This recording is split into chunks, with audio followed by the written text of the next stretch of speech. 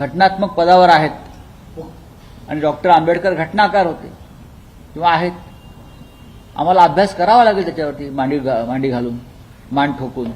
मुख्यमंत्री देवेंद्र फडणवीस राज ठाकरेंच्या भेटीला गेले आहेत. आता विधानसभेमध्ये राज ठाकरे सोबत यायची त्यांची भूमिका होती, मात्र ते आले नव्हते. त्यानंतर त्यांची टीका आणि आता भेट कसं बघताय? मी काय बघणार, कसं काय त्यात बघण्यासारखं काय आहे?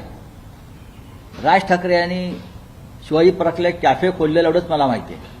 तिथे लोक चहा पानाला येत असतात सातत्यानं आणि तो सगळ्यांसाठी खुला आहे आणि चांगली गोष्ट आहे. राजकारणामध्ये असं चहापान होत असतं आणि एक चांगला कॅफे असेल तर लोक जात येत राहतात. लोकांनी छान नजारा समोर पाहायला मिळतो, बसायला जागा मिळते, उत्तम. गोपीनाथ मुंडे यांच्यावर प्रेम करणारे कार्यकर्ते जर एकत्र आले तर एक राजकीय पक्ष तयार होऊ शकतो असं पंकजा मुंडेंनी म्हटलं. मग करावा, स्वतः त्यांनी पुढाकार घ्यावा ना. गोपीनाथराव मुंडे यांच्यावरती आमचंही प्रेम होतच ना.